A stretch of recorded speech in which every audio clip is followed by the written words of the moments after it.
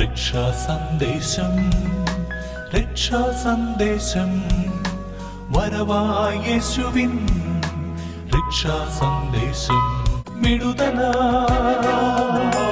ജീവനായി, വിടുതലായി ജീവനായി രക്ഷാ സന്ദേശം, വരവായ യേശുവിൻ രക്ഷാ സന്ദേശം, രക്ഷാ സന്ദേശം, രക്ഷാ സന്ദേശം.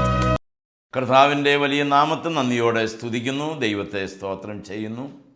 അനുഗ്രഹിക്കപ്പെട്ട പ്രിയ ദൈവമക്കളെ, നമുക്ക് വീണ്ടും ദൈവവചനത്തിൻ്റെ മുൻപിൽ കടന്നു വരുവാൻ ദൈവം നമ്മെ അനുവദിച്ചതോർത്ത് സർവശക്തനായ ദൈവത്തെ നമുക്ക് സ്തുതിക്കാം, ദൈവത്തെ മഹത്വപ്പെടുത്താം. ഇന്ന് നാം ദൈവവചനത്തിൻ്റെ മുൻപിലായിരിക്കുമ്പോൾ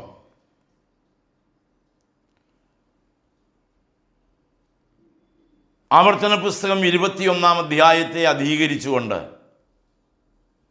ചില ചിന്തകൾ നിങ്ങളോട് പങ്കുവെക്കണമെന്നാണ് ആഗ്രഹിക്കുന്നത്. നമ്മൾ ഈ ദിവസങ്ങളിൽ ചിന്തിക്കുന്നത് ആവർത്തന പുസ്തകത്തിൽ നിന്നാണല്ലോ.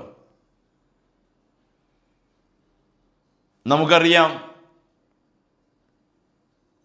ഇസ്രായേൽ ചരിത്രത്തിൻ്റെ തനി ആവർത്തനമാണ് ആവർത്തന പുസ്തകം. മോശയുടെ 2-ാം പ്രഭാഷണമാണ് നമ്മൾ മുൻ എപ്പിസോഡുകൾ ചിന്തിച്ചുകൊണ്ടിരുന്നത്. 2-ാം പ്രഭാഷണത്തിൻ്റെ തുടർച്ചയാണ് 21-ാമത്തെ അധ്യായത്തിൽ നാം കാണുന്നത്. ഈ അധ്യായത്തിന് നമ്മൾ ഒരു ടൈറ്റിൽ കൊടുക്കുകയാണെങ്കിൽ ഉത്തരവാദിത്വങ്ങളുടെ നിയമം എന്ന് നമുക്ക് വേണമെങ്കിൽ കൊടുക്കാം. കാരണം ഈ ജനത്തിൻ്റെ ഉത്തരവാദിത്വങ്ങൾ എങ്ങനെയായിരിക്കണം എന്നുള്ളത് സംബന്ധിച്ച നിയമങ്ങളാണ് നമ്മൾ ഇവിടെ കാണുന്നത്. അതിൻ്റെ 1-ാമത്തെ വാക്യം ഞാൻ നിങ്ങളെ വായിച്ച് കേൾപ്പിക്കാം. നിന്റെ ദൈവമായ യഹോവ നിനക്ക് അവകാശമായി തരുന്ന ദേശത്ത് വയലിൽ ഒരുത്തനെ കൊന്നിട്ടത് കാണുകയും അവനെ കൊന്നവൻ ആരാണെന്ന് അറിയാതിരിക്കുകയും ചെയ്താൽ നിന്റെ മൂപ്പന്മാരും ന്യായാധിപതിമാരും പുറത്തു ചെന്ന് കൊല്ലപ്പെട്ടവൻ ചുറ്റുമുള്ള പട്ടണങ്ങളിലേക്കുള്ള ദൂരം അളക്കണം. ആരോ കൊന്നിട്ടിരിക്കുന്നു, ആരാണ് കൊന്നിരിക്കുന്നത് എന്നറിയില്ല. ആരാണ് കൊന്നതെന്ന് അറിയാത്ത ഒരു സാഹചര്യത്തിൽ ഒരു കൊലപാതകം കണ്ടു. എന്താണ് അതിൻ്റെ നടപടിക്രമം? യോർദാൻ അക്കരെ പുതിയ തലമുറയോട് മോശ അത് സംബന്ധിച്ച് പറയുകയാണ്. 21-ാം അധ്യായത്തിൽ മോശ അറിയിക്കുന്ന കാര്യങ്ങൾ, സിവിൽ നിയമങ്ങൾ എന്തൊക്കെയാണ്, സാമൂഹ്യമായ ഉത്തരവാദിത്വം എന്താണ്, കുടുംബ ബന്ധങ്ങൾ എങ്ങനെയായിരിക്കണം, ഈ കാര്യങ്ങളെല്ലാം 21-ാമത്തെ അധ്യായത്തിൽ പരാമർശിക്കുകയാണ്. ഇതിൽ പ്രധാനപ്പെട്ട ചിന്ത, ദൈവം വിശുദ്ധനായിരിക്കുന്നു, ആകയാൽ അവൻ്റെ ജനമെല്ലാം വിശുദ്ധരായിരിക്കണം, പാപം മറച്ചു വയ്ക്കരുത്, പാപത്തിനെല്ലാം പൂർണ്ണമായ പരിഹാരമുണ്ടാകണം എന്നത് തന്നെയാണ്. കൊലപാതകിയെ അറിയാത്ത മൃതദേഹം, ആ മൃതദേഹത്തിൻ്റെ മേൽ സമൂഹത്തിന് ചില ഉത്തരവാദിത്വങ്ങളുണ്ട്. 10-ാം വാക്യം മുതൽ 14-ാമത്തെ വാക്യം വരെ മറ്റൊരു കാര്യത്തെക്കുറിച്ചാണ് പറയുന്നത്. യുദ്ധത്തിൽ പിടിക്കപ്പെട്ട സ്ത്രീയെ, അവളെ സംബന്ധിക്കുന്ന അവളോടുള്ള ചില നിയമങ്ങളാണ്. 15 മുതൽ 17 വരെയുള്ള വാക്യങ്ങളിൽ 2 ഭാര്യമാരുടെ മക്കൾ, 18 മുതൽ 23 വരെ മത്സരിക്കുന്ന മകൻ, മരത്തിൽ തൂക്കപ്പെട്ടവൻ, ഇങ്ങനെ ചില കാര്യങ്ങൾ നാം കാണുന്നു. ഈ വിഷയങ്ങളെ അധികരിച്ചുകൊണ്ടാണ് 21 അധ്യായം മുന്നോട്ട് പോകുന്നത്. ആരാണ് കൊലപാതകം നടത്തിയത് എന്ന് അറിയാത്ത സാഹചര്യത്തിൽ ദൈവത്തിൻ്റെ ഒരു കൽപ്പന ഇവിടെ പറയുന്നുണ്ട്. 3 കാര്യങ്ങളാണ് അതിൽ പ്രധാനമായിട്ടുള്ളത്. ആരാണ് കൊന്നത് എന്നറിയില്ല. എന്താണ് ആ 3 നിയമങ്ങൾ? ഒന്നാമത്തെ നിയമം 2-ാം വാക്യത്തിൽ നമ്മൾ വായിക്കുന്നു. മൂപ്പന്മാർ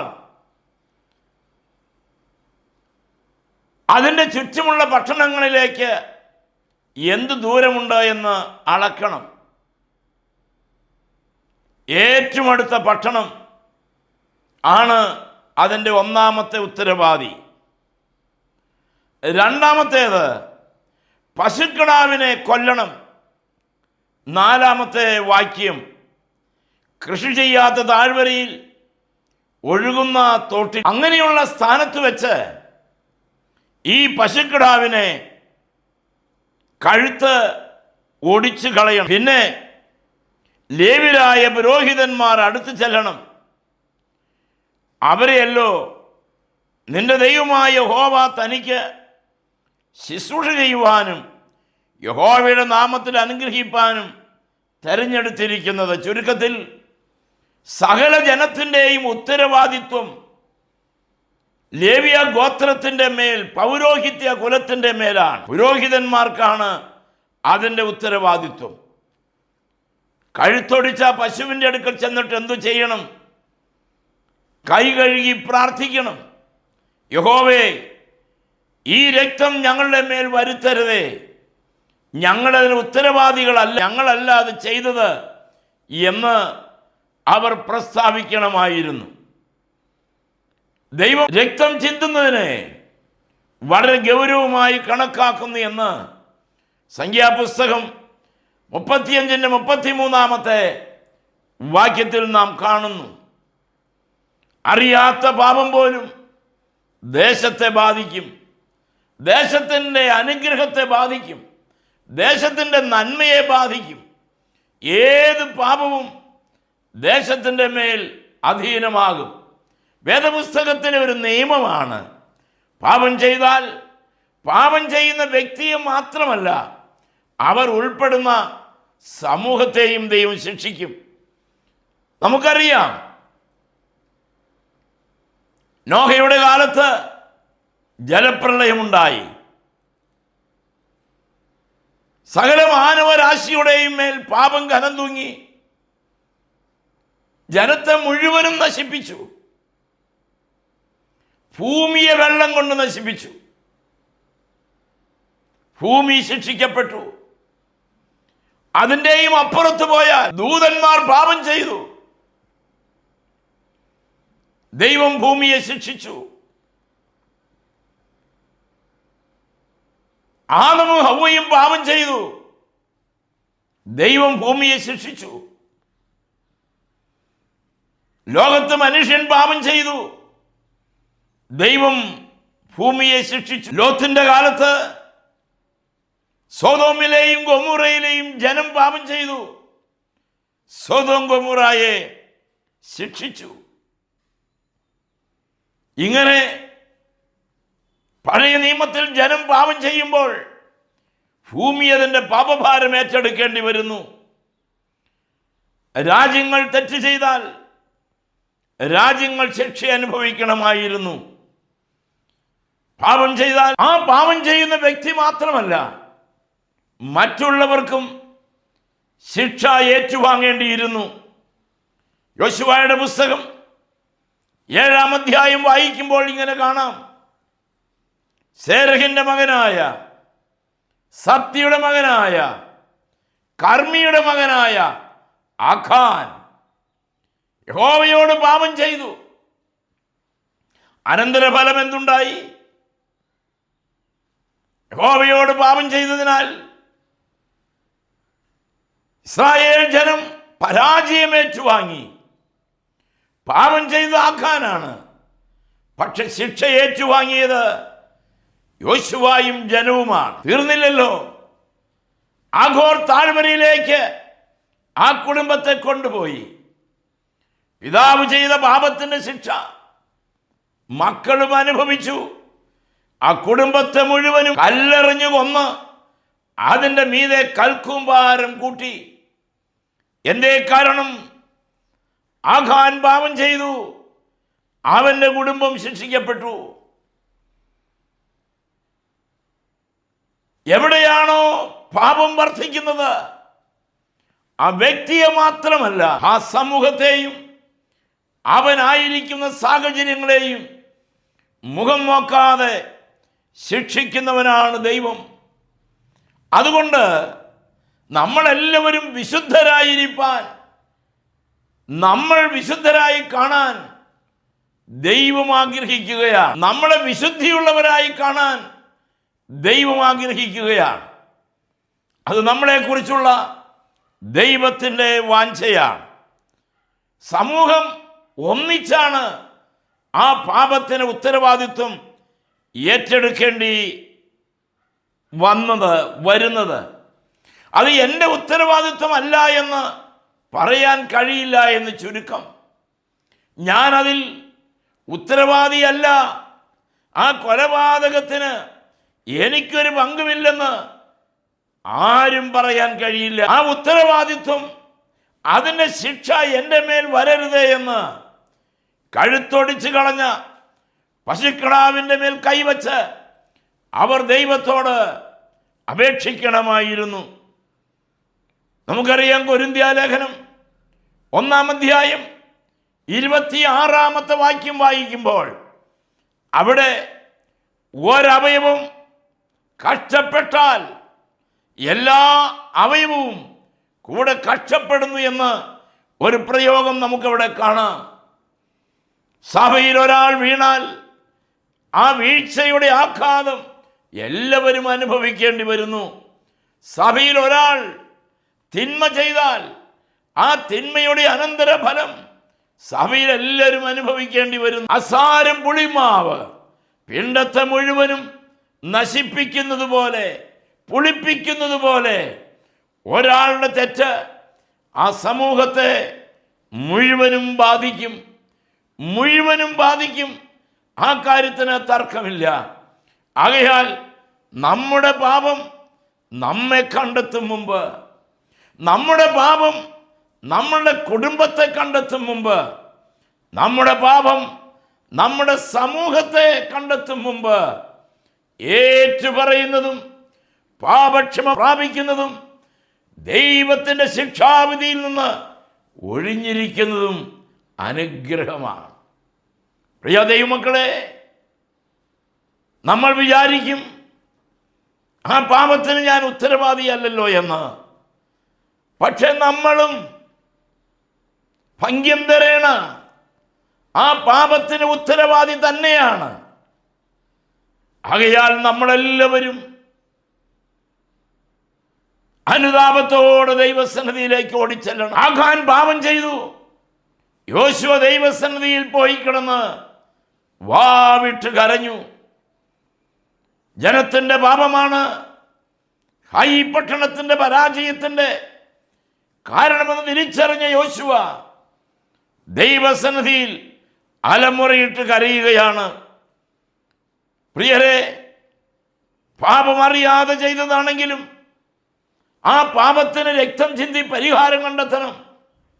കർത്താവായ യേശുക്രിസ്തു നമ്മളിൽ ചെയ്തത് ആ പ്രവൃത്തിയാണ്.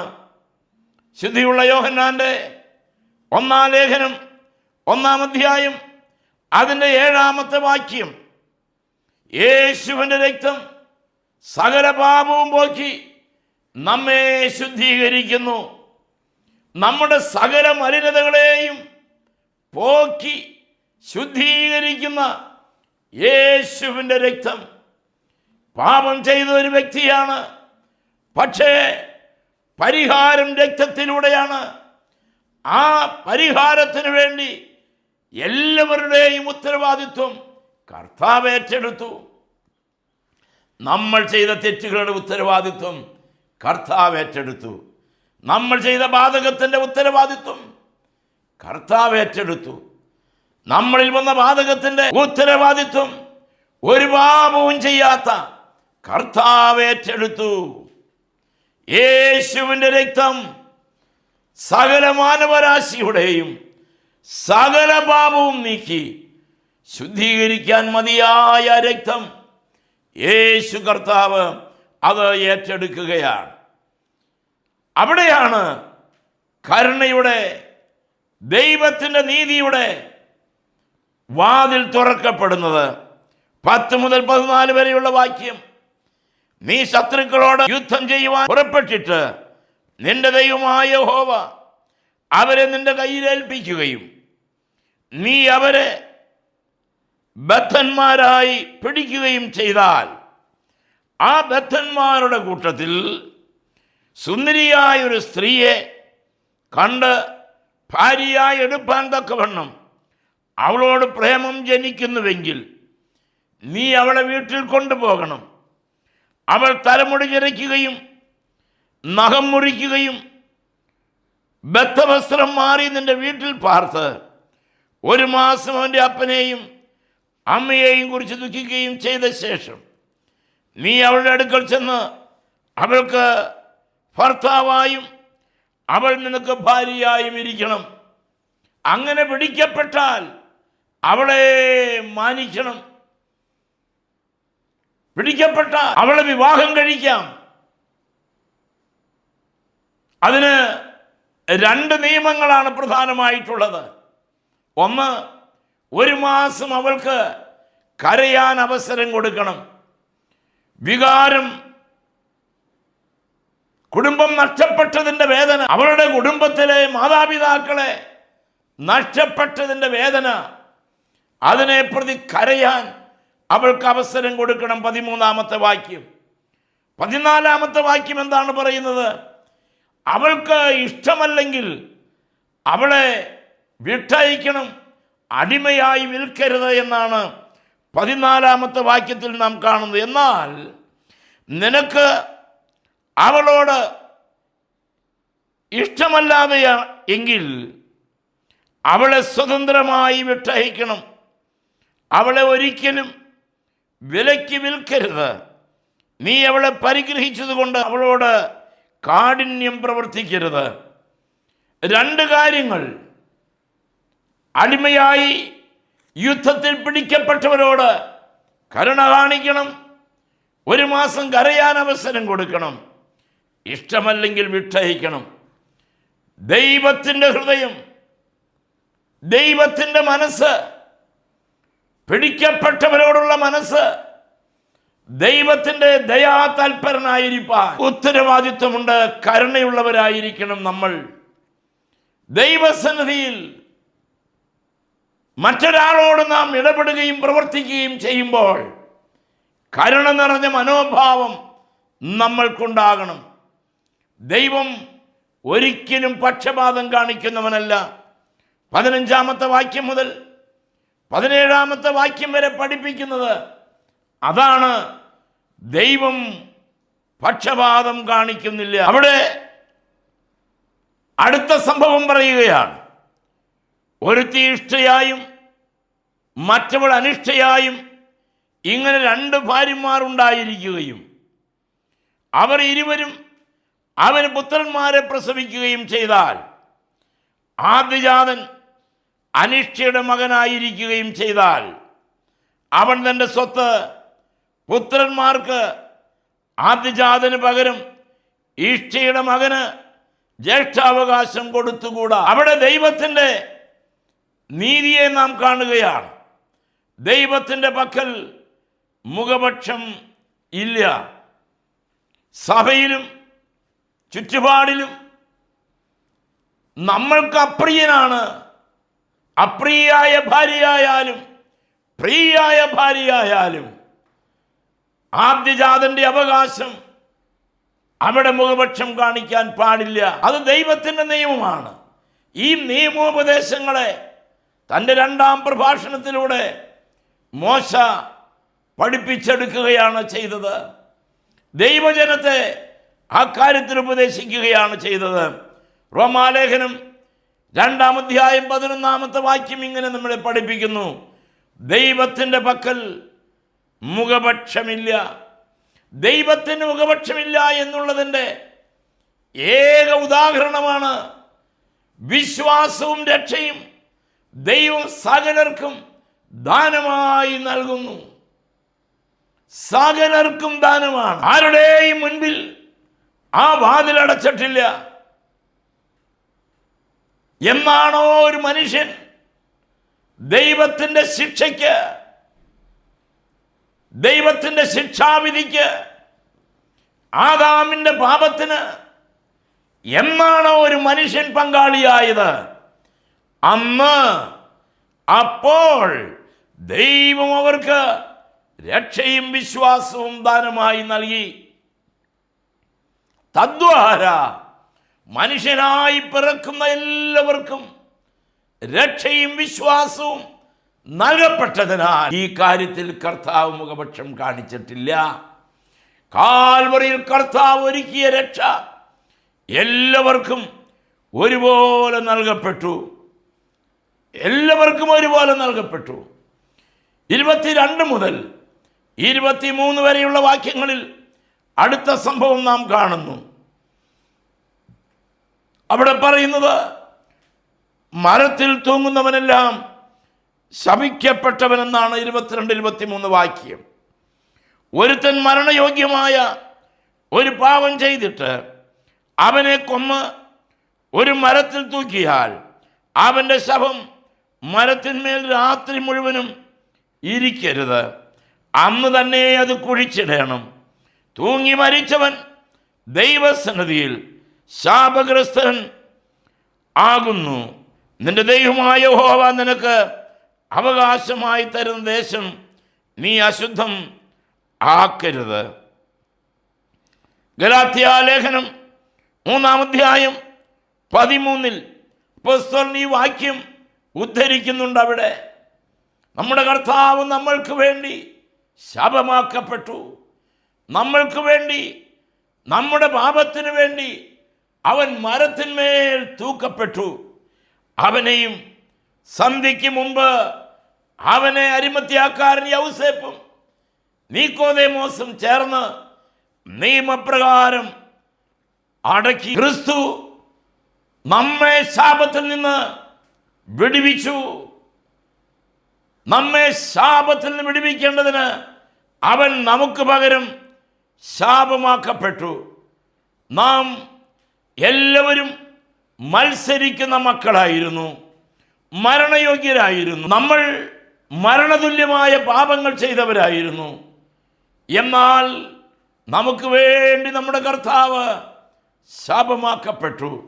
പ്രിയ ദൈവമക്കളെ, ഇനി നമ്മൾ ഒരു കാര്യമേ ചെയ്യേണ്ടുള്ളൂ. നമുക്ക് വേണ്ടി ശാപമാക്കിയ, നമുക്ക് വേണ്ടി പാപമാക്കപ്പെട്ട ആ കർത്താവിനെ സ്നേഹിക്കുക.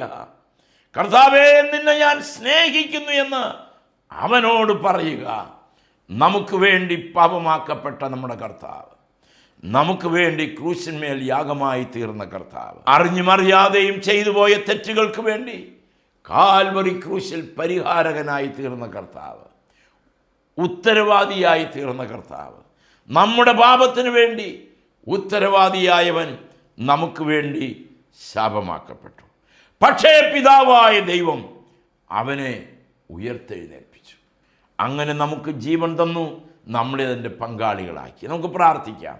കാരുണ്യവാനായ ദൈവമേ, സ്വർഗ്ഗസ്ഥ പിതാവേ, നീ വചനം കേട്ട എല്ലാ പ്രിയ മക്കളെയും നിൻ്റെ നാമത്തിൽ അനുഗ്രഹിച്ച് പ്രാർത്ഥിക്കും. എല്ലാവരോടും കരുണ തോന്നണമേ. കർത്താവേ, നീ മനസ്സലിയണം. വചനം കേട്ട ഞങ്ങളെ എല്ലാവരെയും ശാപത്തിൻ്റെ കെട്ടുകളിൽ നിന്ന്, പാപത്തിൻ്റെ കെട്ടുകളിൽ നിന്ന്, രോഗത്തിൻ്റെ ബന്ധനങ്ങളിൽ നിന്ന് വിടുവിച്ച് സ്വതന്ത്രമാക്കണമേ. കരുണയുള്ളവനെ, ഞങ്ങളോട് കരുണ തോന്നണമേ. യേശുവിൻ്റെ നാമത്തിൽ അപേക്ഷിക്കുന്നു, കൃപയോടെ കേൾക്കണമേ. ആമേൻ. Praise the Lord. ഈ വചനങ്ങളാൽ ദൈവം നമ്മെ അനുഗ്രഹിക്കും.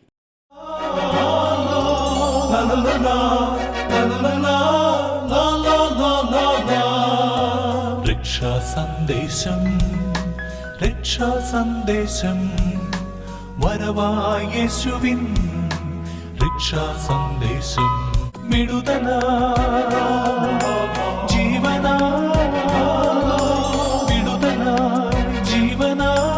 രക്ഷാ സന്ദേശം വരവായ യേശുവിൻ രക്ഷാ സന്ദേശം രക്ഷാ സന്ദേശം രക്ഷാ സന്ദേശം.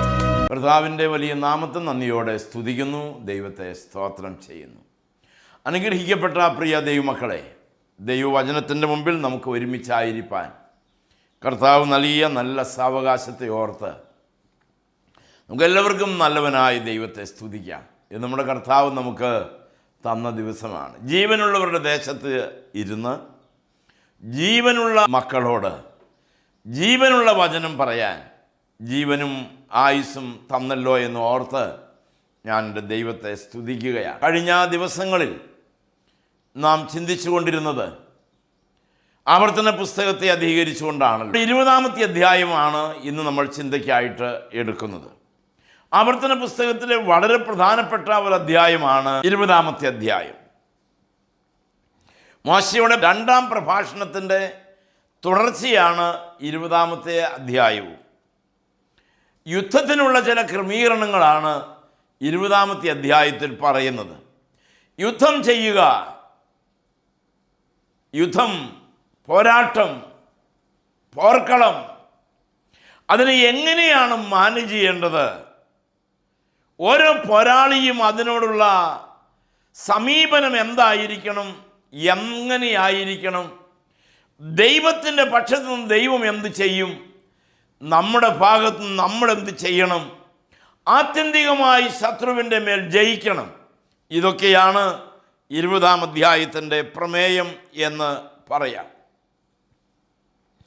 20-ന്റെ 1-ാം വാക്യം നമുക്കിങ്ങനെ വായിക്കാം. നീ ശത്രുക്കളോട് യുദ്ധം ചെയ്യുവാനായി പുറപ്പെടുമ്പോൾ കുതിരകളെയും രഥങ്ങളെയും നിന്നിലുമധികം ജനത്തെയും കാണുമ്പോൾ പേടിക്കരുത്. യുദ്ധത്തിന് വേണ്ടി പുറപ്പെടുമ്പോൾ നീ ഭയപ്പെടരുത്. ഒരു പോർക്കളം നമ്മുടെ മുൻപിലുണ്ട്. യുദ്ധത്തിൽ നാം ഏർപ്പെടുമ്പോൾ, യുദ്ധത്തിനായി പുറപ്പെടുമ്പോൾ നമ്മുടെ മനസ്സിൽ നിന്ന് ദൂരീകരിക്കേണ്ടത് ഭയലേശമെന്നെ നിൽക്കാൻ തയ്യാറാകണം. ജീവിച്ചാലും മരിച്ചാലും ആ ചിന്തയേ വേണ്ട. ജീവിക്കുകയാണോ മരിക്കുകയാണോ, ഭാര്യ, മക്കൾ, ഈ വക ചിന്തകളൊന്നും വേണ്ട. ഒരേ ഒരു ലക്ഷ്യം, ഓൺലി വൺ എയിം, ഒറ്റയ്ക്കൊരു ലക്ഷ്യം, ജയിക്കണം. ഭയപ്പെടരുത്. യുദ്ധത്തിൽ വളരെ അനിവാര്യമാണ് ഭയപ്പെടാതെ യുദ്ധത്തിന് വേണ്ടി പുറപ്പെടണം എന്നുള്ളത്. ഭയം എന്ന് പറയുന്നത് ഒരു ശത്രുവാണ്. ഭയം പരിശുദ്ധാത്മാവിൻ്റെ വരദാനങ്ങളിൽ ഒന്നല്ല. ഭയരഹിത ജീവിതമാണ് ക്രിസ്തീയ ജീവിതം. ഭയം ദൈവമക്കൾക്ക് അവകാശപ്പെട്ടതല്ല. ദൈവമക്കൾ ഭയപ്പെട്ടുകൂടാ. ഒരു കാര്യത്തിനും അവർ ഭയപ്പെടാൻ പാടില്ല. ഭയം ദൈവത്തിൽ നിന്നല്ല, പിന്നെ ആരിൽ നിന്നാ? നമ്മിൽ പിശാച് കൊണ്ടുവരുന്ന ഒന്നാണ് ഭയം. വിശ്വാസവും ഭയവും രണ്ടും ഒരുമിച്ച് യാത്ര പോകില്ല. വിശ്വാസമുള്ളപ്പോൾ ഭയം മാറും, ഭയമുള്ളപ്പോൾ വിശ്വാസം നീങ്ങി നിൽക്കും. ഇവർ രണ്ടുപേരും തമ്മിൽ ശത്രുക്കളാണ്. ഇവർ രണ്ടുപേരും തമ്മിൽ കൂടിക്കാണില്ല. വിശ്വാസം വരുമ്പോൾ ഭയം പോയി എന്നർത്ഥം, ഭയം വരുമ്പോൾ വിശ്വാസം പോയി എന്നർത്ഥം. അതിന് വേറൊരു പരീക്ഷണത്തിന് പോകേണ്ട കാര്യമില്ല. യുദ്ധത്തിന് അനിവാര്യം ഭയമല്ല, വിശ്വാസമാണ്. വിശ്വാസമുള്ളിടത്ത് എന്തില്ല? ഭയമില്ല. ഇന്ന് വചനം കേൾക്കും ദൈവമക്കളെ, യുദ്ധത്തിൻ്റെ നിയമങ്ങൾ മോശ ദൈവവചനത്തിന് വിശദീകരിച്ചു കൊടുക്കുമ്പോൾ ആ നിയമത്തിൽ ഏറ്റവും പ്രധാനപ്പെട്ട കാര്യം ഭയം കൂടാതെ യുദ്ധത്തിന് പോകണമെന്നുള്ളതാണ്. ഭയരഹിതമായി യുദ്ധം ചെയ്യണമെന്നുള്ളതാണ്. അത് ദൈവാത്മാവ് നമ്മെ നിർബന്ധിക്കുകയാണ്. യുദ്ധത്തിന് പോകുമ്പോൾ പേടിക്കരുത്, ഭയപ്പെടരുത്. ഒന്നാമത്തെ കാര്യം. രണ്ടാമത് ഇവിടെ പറഞ്ഞ വിഷയം ദൈവത്തിൻ്റെ നിയമങ്ങൾ പാലിക്കണം എന്നുള്ളതാണ്. ദൈവിക വ്യവസ്ഥയും ദൈവിക നിയമങ്ങളും അനുസരിച്ച് വേണം യുദ്ധത്തിന് പോകാൻ. എന്ന് പറഞ്ഞാൽ ആ യുദ്ധത്തിൽ നിങ്ങൾ എങ്ങനെയാണ് പെരുമാറേണ്ടത് എന്ന് സേനയിൽ അധിപനായ ദൈവം തൻ്റെ മക്കൾക്ക് നിർദ്ദേശം കൊടുത്തിട്ടുണ്ട്. എങ്ങനെ യുദ്ധം ചെയ്യണം? സേനയിൽ അധിപൻ, ദേവനിൽ അധികമായി, സകല ഭൂരാജാക്കന്മാരിലും വലിയവൻ, അണ്ടകടാഹത്തെ മുഴുവനും ഉള്ളം കയ്യിൽ വഹിച്ചവൻ, അവനൊരു നിയമമുണ്ട്. ദൈവം നമ്മുടെ യുദ്ധത്തിൽ സഹായിക്കണമെങ്കിൽ ദൈവിക നിയമങ്ങൾ പാലിക്കണം. നമുക്കറിയാമല്ലോ, ക്രിസ്തീയ ജീവിതം എന്ന് പറയുന്നത് ഒരു പോരാട്ട ജീവിതമാണ്. നമ്മുടെ ശത്രു എന്ന് പറയുന്നത് മനുഷ്യനല്ല. നമ്മുടെ ശത്രു എന്ന് പറയുന്നത് ഈ ജഡമാണ്. ഒന്നുകൂടി വ്യക്തമായി പറഞ്ഞാൽ, നമ്മുടെ ചില വരട്ടു സ്വഭാവങ്ങളാണ് നമ്മുടെ ശത്രു. പാപത്തോടുള്ള ആഭിമുഖ്യമാണ് നമ്മുടെ ശത്രു. പാപത്തോടാണ് നമ്മൾ പോരാടുന്നത്, വ്യക്തിയോടല്ല. ലേഖനം 6-ാം അധ്യായം 12-ാമത്തെ വാക്യം നാം വായിക്കുമ്പോൾ നമുക്ക് പോരാട്ടമുള്ളത് ജഡരക്തങ്ങളോടല്ല, വാഴ്ചകളോടും അധികാരങ്ങളോടും സ്വർലോകങ്ങളിൽ പതിയിരിക്കുന്ന ദുഷ്ടാത്മസേനകളോടുമാണ് നമുക്ക് പോരാട്ടമുള്ളത്. ശത്രു എന്ന് പറയുന്നത് വ്യക്തിയല്ല, വ്യക്തികളിൽ വ്യാപരിക്കുന്ന അന്ധകാര ശക്തിയാണ് നമ്മുടെ ശത്രു. അവനോട് പോരാടാൻ നമുക്ക് സ്വയം കഴിയില്ല. ദൈവമക്കളെ, നമുക്ക് സ്വയം കഴിയില്ല. അതിന് കൃത്യമായ വ്യക്തമായ നിയമങ്ങൾ, ദൈവിക നിയമങ്ങൾ, ദൈവിക ചട്ടങ്ങൾ, ദൈവിക ആലോചനകൾ, ദൈവിക ശബ്ദം, ഇതെല്ലാം അനുസരിച്ചും കേട്ടും വേണം നാം പ്രവർത്തിക്കാൻ. എങ്കിലേ നമുക്ക് യുദ്ധത്തിൽ ജയിക്കാനായിട്ട് കഴിയൂ. വേറൊരു മാർഗം ഇല്ല. ജയിക്കണ്ടേ? ക്രിസ്തീയ ജീവിതം ജയിക്കാനുള്ളതാണ്. നമുക്കറിയാം, യുദ്ധം ശരിക്കും പറഞ്ഞാൽ യുദ്ധം ജയിക്കാനല്ല, നമ്മുടെ യുദ്ധം ജയിക്കാനല്ല, മറിച്ച് ജയിച്ച യുദ്ധത്തിൽ നിലനിൽക്കാനാണ്. നമ്മുടെ കർത്താവ് സകല അന്ധകാര ശക്തിയെയും ജയിച്ചതാണ്. ആ യുദ്ധത്തിൽ കർത്താവ് ജയിച്ചു. ആ യുദ്ധത്തിലാണ് നമ്മൾ നിൽക്കുന്നത്.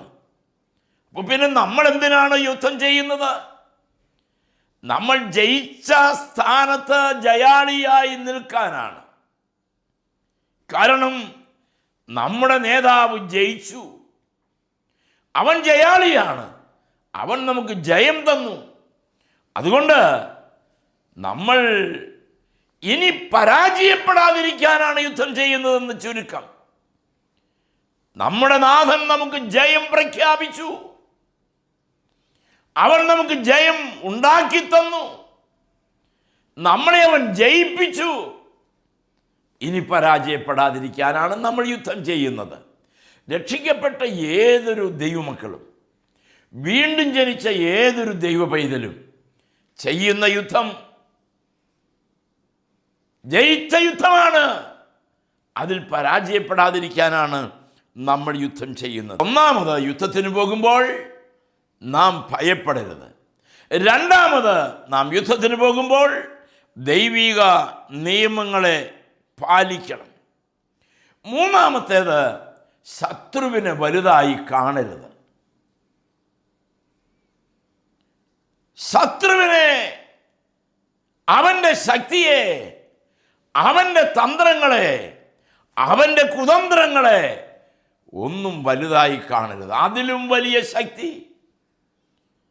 അതിലും വലിയ തന്ത്രങ്ങൾ, അതിലും വലിയ പോരാട്ട വീര്യം എനിക്കുണ്ടെന്ന് വിശ്വസിക്കാൻ സാധിച്ചെങ്കിൽ മാത്രം യുദ്ധത്തിന് പോയാൽ മതി. ശത്രുവിനെ വലുതായി കാണരുത്. പലപ്പോഴും നമ്മളൊരു സാക്ഷ്യം പറയുമ്പോഴോ മറ്റുള്ളവരോട് നമ്മുടെ സങ്കടങ്ങൾ പറയുമ്പോഴെല്ലാം പിശാചിൻ്റെ പേര് ഒരിക്കലെങ്കിലും പറയാൻ നമ്മൾ ശ്രദ്ധിക്കാറുണ്ട്, അറിഞ്ഞോ അറിയാതെയോ. അവനെക്കുറിച്ച് നമ്മൾ സാക്ഷ്യം പറയുന്നത് എത്ര ഇഷ്ടമാണെന്നറിയാമോ? പിശാചിൻ്റെ ശക്തിയുടെ വലിപ്പം നമ്മൾ പ്രസ്താവിക്കുന്നത് കേൾക്കാൻ അവന് ഇമ്പമാണ്.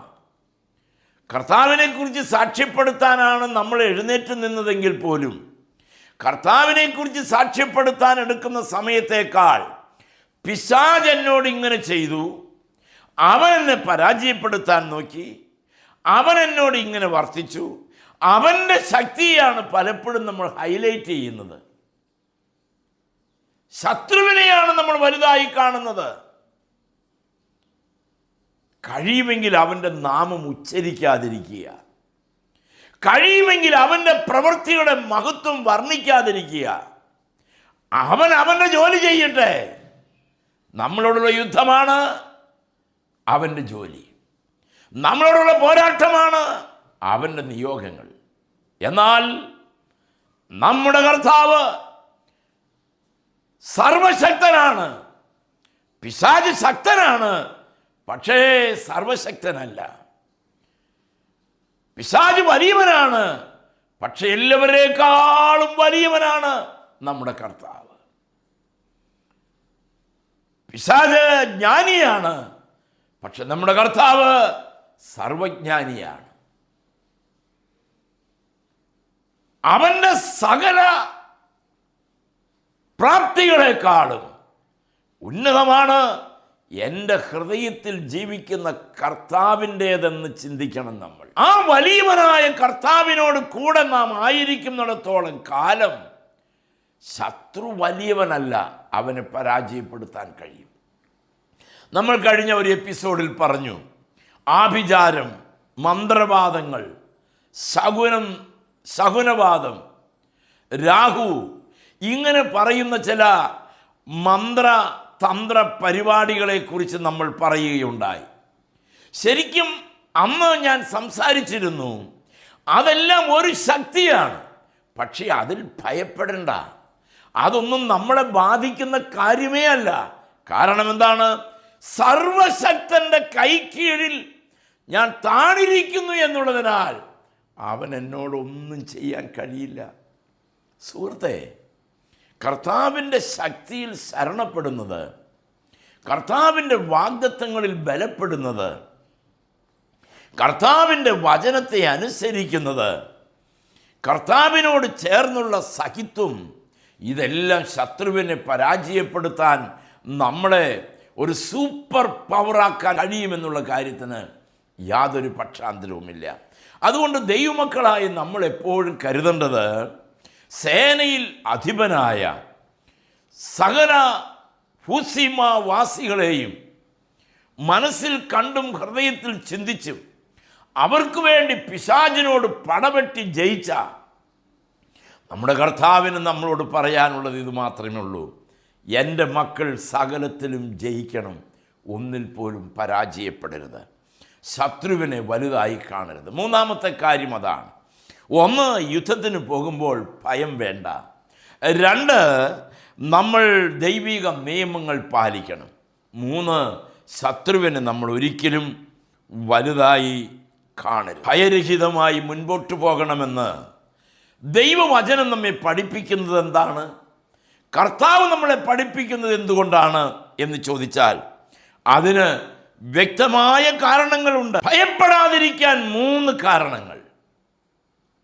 ശത്രുവിനെ ഭയപ്പെടാതിരിക്കാൻ 3 കാരണങ്ങൾ. യുദ്ധത്തിന് പോകുമ്പോൾ ഭയരഹിതമായി പോകാൻ 3 കാരണങ്ങൾ. 1, കർത്താവ് എപ്പോഴും കൂടെയുണ്ട്. ശത്രുവിനെ പരാജയപ്പെടുത്തിയവൻ എല്ലായ്പ്പോഴും നമ്മോട് കൂടെയുണ്ട്. രാജാതി രാജാവായവൻ നമ്മോട് കൂടെയുണ്ട്. 24 മണിക്കൂറും എന്നോടൊപ്പം പാർക്കുന്ന, ഒന്നുകൂടി പറഞ്ഞാൽ എൻ്റെ ഹൃദയത്തിൽ ജീവിക്കുന്ന എൻ്റെ യേശു എന്നോടൊപ്പം ഉണ്ട് എന്നുള്ളതിനാൽ ഈ ലോകത്ത് ഏത് പ്രതികൂലങ്ങൾ വന്നാലും ഞാൻ എന്തിനു ഭയപ്പെടണം? എൻ്റെ കർത്താവ് എൻ്റെ കൂടെയുണ്ട്. യേശു കർത്താവിൻ്റെ സാന്നിധ്യം തിരിച്ചറിയുന്ന ദൈവമക്കൾക്ക് ഭയരഹിതമായി ജീവിക്കാനായിട്ട് സാധിക്കും. ദൈവമക്കളെ, ഭാരതത്തിൻ്റെ മണ്ണിൽ ഒരിക്കലും കർത്താവിനെ കുറിച്ച് കേട്ടിട്ടില്ലാത്ത ആദിവാസികളായ ജനത്തിൻ്റെ നടുവിൽ കർത്താവിൻ്റെ വേല ചെയ്യുന്ന ഒരു മിഷണറി പ്രസ്ഥാനമാണ് ഈജിമോ ഇന്ത്യ. വലിയ പോരാട്ടങ്ങളുടെ യുദ്ധക്കളമാണ് ഭാരത ഗ്രാമാന്തരങ്ങൾ. നിരക്ഷരതയും അജ്ഞതയും അറിവില്ലായ്മയും അന്ധവിശ്വാസവും അവരുടെ കൂടപ്പിറപ്പാണ്. നിരക്ഷരതയും ദാരിദ്ര്യവും അവരുടെ സഹപാഠികളാണ്. അങ്ങനെയുള്ള ജനത്തിൻ്റെ നടുവിൽ കർത്താവിൻ്റെ വേലയ്ക്ക് വേണ്ടി നിയോഗിക്കപ്പെട്ട ഒരു പ്രസ്ഥാനമാണ് ഈജിമോ ഇന്ത്യ. അതിന് അടിത്തറ പാകുമ്പോൾ, അതിൻ്റെ ഫൗണ്ടേഷൻ സ്റ്റോൺ ഇടുമ്പോൾ ഹൃദയത്തിൽ വലിയ സ്വപ്നങ്ങളാണ്. കർത്താവിന് വേണ്ടി എന്തൊക്കെ ചെയ്യാൻ പറ്റും. അങ്ങനെ 2008 ആരംഭിച്ച ആ പ്രസ്ഥാനം കർത്താവ് ഏറെ വളർത്തി. ആയിരക്കണക്കിന് ആത്മാക്കളെ കർത്താവ് തന്നു. 100 കണക്കിന് പ്രവർത്തകരെ വലിയവനായ കർത്താവ് തന്നു. എന്നാൽ കോവിഡിൻ്റെ കാലഘട്ടം വന്നപ്പോൾ ഞാൻ വലിയ പ്രതിസന്ധിയിലായി. നമ്മളെല്ലാവരും പ്രതിസന്ധിയിലായി. 2-2.5 വർഷത്തോളം ഭാരതത്തിൽ ഗ്രാമങ്ങളിൽ കടന്നു പോകാനോ അവരെ കാണാനോ കഴിഞ്ഞില്ല. ലോക്ക്ഡൗൺ മുതൽ പല സാങ്കേതിക പ്രശ്നങ്ങൾ അതിന് തടസ്സമായി വന്നു. അതുകൊണ്ട് എനിക്ക് അവരെ കാണാനുള്ള എൻ്റെ ഹൃദയത്തിലെ കൊതി, അവരോടൊപ്പം ചെലവിടാനുള്ള സമയം അനിവാര്യമായി എന്നുള്ള തിരിച്ചറിവ്, അവരും കോവിഡിലൂടെ കടന്നു പോകുന്നല്ലോ എന്നുള്ള ആത്മഭാരം അവരുടെ നടുവിലേക്ക് പോകാൻ എന്നെ ഒത്തിരി നിർബന്ധിച്ചു. പക്ഷെ പോകണമെങ്കിൽ പല കടമ്പകൾ കടക്കണം. ഞാൻ എൻ്റെ വാഹനമെടുത്ത് വീട്ടിൽ നിന്ന് പുറപ്പെട്ടു. അതിനുവേണ്ട നിയമപരമായ കാര്യാദികളെല്ലാം ചെയ്ത് ഞാൻ വീട്ടിൽ നിന്ന് ഞാനും എൻ്റെ 1-2 സുഹൃത്തുക്കളുമായി പുറപ്പെട്ടു. എന്നാൽ ഒറീസയിൽ ഒരു പ്രത്യേക സ്ഥലത്തൊരു വനാന്തരത്തിലൂടെ പോകുമ്പോൾ എൻ്റെ വണ്ടിക്ക് ചുറ്റും 5-8 പേര് വലിയ ലാത്തിയുമായി വന്നു. എൻ്റെ വാഹനത്തിൻ്റെ ചുറ്റും അവർ വന്ന് നിലയുറപ്പിച്ചു. മുൻപോട്ട് കടത്തി വിടുകയില്ല. നമ്മളെ നശിപ്പിക്കും, നമ്മളെ തകർക്കുമെന്നുള്ള നില വന്നു. നമ്മളുടെ മൊബൈൽ നെറ്റ്വർക്കുകളൊന്നുമില്ല, ആരെയും വിളിക്കാനില്ല, ആരെയും പരിചയമില്ല, ആരും വരാനില്ല. രാത്രി 12 മണിയോട് അടുത്ത സമയം. ഏതായിരുന്നാലും വാഹനത്തിനകത്ത് ഞങ്ങളുടെ മരണം ഞങ്ങൾ ഉറപ്പാക്കി. ഞങ്ങൾ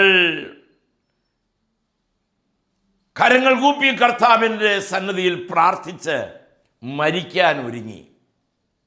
അല്പം പോലും ഭയം ഞങ്ങളെ ബാധിച്ചില്ല. മരിച്ചാലും കർത്താവിന്, ജീവിച്ചാലും കർത്താവിന്. ഇതായിരുന്നു ഹൃദയത്തിൽ ഉയർന്നു വന്ന ചിന്ത. അതുകൊണ്ട് മരിക്കണമെങ്കിൽ മരിക്കും, പക്ഷേ കർത്താവിൻ്റെ ഇഷ്ടം എന്തോ അതിന് വിധേയപ്പെടാൻ ഞങ്ങൾ പ്രാർത്ഥിച്ചൊരുങ്ങി. ഇവർ പറയുന്നത് ഞങ്ങൾക്ക് കേൾക്കാം. ഹിന്ദി സംസാരിക്കുന്ന 1-2 പേർ അതിനകത്തുണ്ടായിരുന്നു. അവരുടെ സംഭാഷണം ഞങ്ങൾക്ക് മനസ്സിലായി. അങ്ങനെ ഇരിക്കെ നിങ്ങൾ ശ്രദ്ധിച്ചോ, ഏതോ ഒരു മനുഷ്യൻ 30-35 വയസ്സ് പ്രായം കാണും. അവനൊരു ബൈക്കിന് ആ സ്ഥലത്തേക്ക് വന്നു. ഞങ്ങളോട് ഒരു വാക്കും അവൻ ചോദിച്ചില്ല. അവൻ ആ വണ്ടിയിൽ നിന്ന് ഇറങ്ങിയിട്ട് ആദ്യം ചെയ്ത കാര്യം, തൊട്ടുപോകരുത്, അത് എൻ്റെ ആളാണ്. യാതൊരു പരിചയവുമില്ല. അവൻ അല്പം മദ്യം കഴിച്ചിട്ടുണ്ട്. പക്ഷേ അവൻ്റെ അധരങ്ങൾ കൊണ്ട് പറഞ്ഞ വാക്ക്, അത് എൻ്റെ ആളാണ്, അവരെ ഉപദ്രവിക്കരുത് എന്ന് അവൻ പറഞ്ഞു. അത് പറഞ്ഞതോടെ ആ 8 പേരും അവരുടെ വടി മാറ്റി. എന്നോട് വാഹനമെടുത്ത് പുറപ്പെടാൻ പറഞ്ഞു. ഞങ്ങൾ വണ്ടിയെടുത്ത് പുറപ്പെട്ടു. 1 കിലോമീറ്റർ ആയപ്പോഴേക്കും ആ ചെറുപ്പക്കാരൻ ഞങ്ങളുടെ പിറകെ ബൈക്കിന് അതിവേഗം വന്ന് എൻ്റെ വണ്ടിക്ക് കൈ കാണിച്ചു. ഞാൻ ഡ്രൈവ് ചെയ്തുകൊണ്ടിരിക്കുന്നു. രാത്രി 12 മണി കഴിഞ്ഞു. അവൻ എന്നോട് വണ്ടിയുടെ ഗ്ലാസ് താഴ്ത്താൻ പറഞ്ഞു. ഞാൻ താഴ്ത്തി. ഒരു കടലാസ് അവൻ്റെ മൊബൈൽ നമ്പർ എഴുതി എൻ്റെ കയ്യിൽ തന്നിട്ട് പറഞ്ഞു, ഒറീസ വിടുന്നത് വരെ ഈ നമ്പറിൽ എന്നെ, എന്ത് പ്രതിസന്ധി ഉണ്ടായാലും ഈ നമ്പറിൽ എന്നെ വിളിച്ചാൽ മതി. ആരാണവൻ അറിയില്ല. ആരാണ് അയച്ചത് എനിക്കറിയില്ല. ഞങ്ങളുമായുള്ള പരിചയം എന്താണ് എനിക്കറിയില്ല. ആസാം, വെസ്റ്റ് ബംഗാൾ എന്നിങ്ങനെ 17 സ്റ്റേറ്റുകൾ ഞങ്ങൾ കവർ ചെയ്തു. ഒറ്റ ബലം, ഭയപ്പെടേണ്ട, ഞാൻ നിന്നോട് കൂടെയുണ്ട്. യേശു കർത്താവ് നമ്മളുടെ കൂടെയുള്ളിടത്തോളം കാലം ജയം നമുക്ക് ഉറപ്പാണ്. ദൈവമക്കളെ, ഭയപ്പെടേണ്ട. കാരണം കർത്താവ് എൻ്റെ കൂടെയുണ്ട്. ലോകാവസാന കാലത്തോളം ഞാൻ നിങ്ങളോട് കൂടെയുണ്ട്. കന്യഗർഭം ധരിച്ചൊരു മകനെ പ്രസവിക്കും. അവൻ ഇമ്മാനുവേൽ എന്ന് പേർ വിളിക്കണം. ഇമ്മാനുവേൽ എന്ന വാക്കിൻ്റെ അർത്ഥമോ ദൈവം നമ്മോട് കൂടെ. നമ്മളെന്തിന് ഭയപ്പെടണം? ഈ അണ്ടകളാകത്തെ മുഴുവനും ഉള്ളം കൈയിന്മേൽ വരച്ചവൻ എൻ്റെ കൂടെ, എൻ്റെ ഹൃദയത്തിൽ എന്നോടൊപ്പം പാർക്കുന്നുവെങ്കിൽ, അപ്പോസ്തലനായ പൗലോസ് പറഞ്ഞതുപോലെ, എൻ്റെ ദൈവത്താൽ ഞാൻ സകലത്തിനും മതിയായവനാണ്. സർവശക്തനായ ദൈവം എൻ്റെ കൂടെയുണ്ട് എന്നുള്ളതിനാൽ ഞാൻ എല്ലാറ്റിനും മതിയായവനാണ്. എല്ലാറ്റിനും മതിയായവനാണ്. എല്ലാറ്റിനും മതിയായവനാണ്. ദാവീദിനോട് ചോദിച്ചാൽ ദാവീദ് പറയും, ഞാൻ എൻ്റെ യഹോവയാൽ വൻമതിൽ ചാടിക്കടക്കും. ഞാൻ ശക്തനാണ്. എൻ്റെ ദൈവം എന്നോടൊപ്പം വസിക്കുന്നതിനാൽ ഞാൻ ശക്തനാണ്. ഞാൻ ധൈര്യശാലിയാണ്. അപ്പോസ്തലനായ പൗലോസ് പറഞ്ഞു, വീരത്വത്തിൻ്റെ ആത്മാവിനെയല്ല, ശക്തിയുടെയും സുബോധത്തിൻ്റെയും ധൈര്യത്തിൻ്റെയും ആത്മാവിനെ നമ്മിലേക്ക് അവൻ പകർന്നു തന്നു. ദൈവമക്കളെ, നമ്മിലേക്ക് അവൻ പകർന്നു തന്നു. ധൈര്യത്തിൻ്റെ ആത്മാവിനെ നമ്മിലേക്ക് പകർന്നു. ഭയരഹിതമായി അവൻ്റെ മക്കൾ ഈ ഭൂമിയിൽ ജീവിക്കണമെന്ന് ഏറ്റവും അധികം ആഗ്രഹിക്കുന്നത് നമ്മളെ വീണ്ടും ജനിപ്പിച്ച സ്വർഗമാണ്. അവൻ്റെ വാഞ്ചയാണ്. അതുകൊണ്ട് ഒന്നിനും ഭയപ്പെടരുത്. പ്രകൃതി ശക്തികളെ ഭയപ്പെടരുത്. മന്ത്രതന്ത്രങ്ങളെ ഭയപ്പെടരുത്. അന്ധകാര ശക്തിയെ ഭയപ്പെടരുത്. ഈ ലോകത്തുള്ള ആരെയും ഭയപ്പെടരുത്. ദൈവത്തെ ഭയപ്പെട്ട് അവൻ്റെ വഴികളിൽ, അവൻ്റെ പ്രമാണമനുസരിച്ച്, അവൻ്റെ മുഖത്ത് നോക്കി, ദൈവിക വ്യവസ്ഥയ്ക്കനുസരിച്ച് നാം യുദ്ധം ചെയ്താൽ ജയം സുനിശ്ചിതമാണ്. ആകയാൽ ഭയരഹിതമായി നമുക്ക് പാപത്തോട് പോരാടാം. കർത്താവ് സഹായിക്കട്ടെ. ഇങ്ങനെ പ്രാർത്ഥിക്കാം. കാരുണ്യവാനായ ദൈവമേ, സ്വർഗസ്ഥ പിതാവേ, ഇന്ന് വചനം കേട്ട എല്ലാ ദൈവമക്കളുടെയും ഹൃദയത്തിൽ അങ്ങ് വാഴണമേ, അങ്ങ് പാർക്കണമേ. നിൻ്റെ മക്കളെ അവിടെ നിന്ന് അനുഗ്രഹിക്കണം. ആവശ്യമായി ദൈവകൃപ കൊണ്ട് നിറയ്ക്കണം. വചനം കേട്ട എല്ലാവരിലും അങ്ങയുടെ സാന്നിധ്യം കൊടുത്ത് ഭയരഹിതമായ ജീവിതത്തിന് വേണ്ടി ഒരുക്കിയെടുക്കണമേ കർത്താവേ. ഞങ്ങളുടെ കരങ്ങളിലേക്ക് എല്ലാവരെയും സമർപ്പിച്ച് പ്രാർത്ഥിക്കുക. ഈ പുതിയ അക്കാഡമിക് ഇയർ സ്കൂൾ പഠനത്തിനായി പുറപ്പെട്ട ഞങ്ങളുടെ എല്ലാ മക്കൾക്കും വേണ്ടി നിൻ്റെ എളിയദാസൻ പ്രാർത്ഥിക്കുന്നു. കർത്താവേ, നീ അവരെ അങ്ങയുടെ ജ്ഞാനം കൊണ്ട് നിറയ്ക്കണമേ. അവരുടെ യാത്രയിൽ നീ കൂടെ ഇരിക്കണമേ. വരുമ്പോഴും പോകുമ്പോഴും അങ്ങയുടെ സാന്നിധ്യം കൊടുത്ത് അനുഗ്രഹിക്കണമേ. യേശുവിൻ്റെ നാമത്തിൽ എല്ലാ പ്രിയ മക്കൾക്കും വേണ്ടി പ്രാർത്ഥിക്കുന്നു. കൃപയോടെ കേൾക്കുമാറാകണമേ. ആമീൻ. Praise the Lord. ഈ വചനങ്ങളാൽ ദൈവം നമ്മെ അനുഗ്രഹിക്കും.